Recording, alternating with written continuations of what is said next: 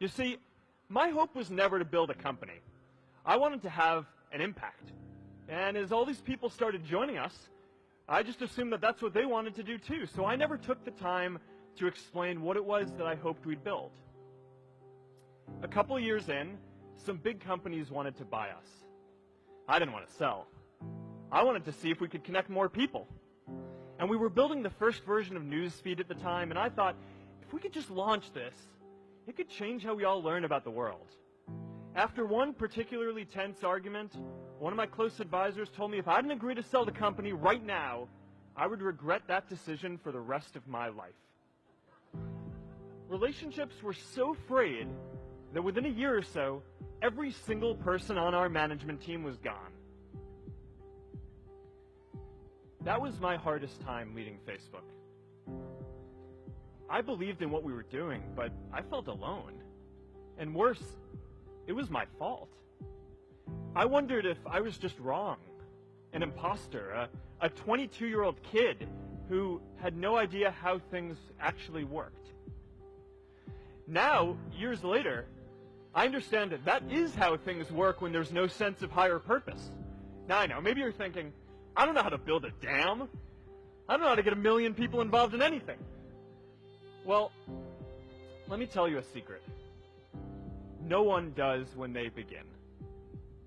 Ideas don't come out fully formed. They only become clear as you work on them. You just have to get started. If I had to know everything about connecting people before I got started, I never would have built Facebook. Movies and pop culture just get this all wrong. The idea of a single eureka moment is a dangerous lie. It makes us feel inadequate because we feel like we haven't had ours yet.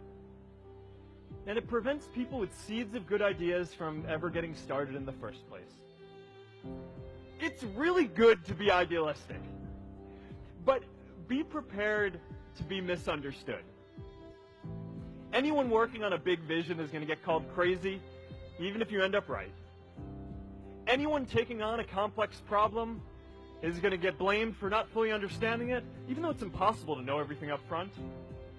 Anyone taking initiative will always get criticized for moving too fast, because there's always someone who wants to slow you down.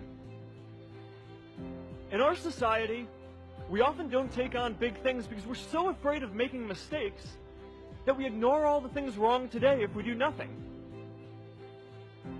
The reality is, anything we do today is going to have some issues in the future. But that can't stop us from getting started. So what are we waiting for? I'm reminded of a prayer, Misha Berak, that I say whenever I face a big challenge, that I sing to my daughter, thinking of her future when I tuck her in at night.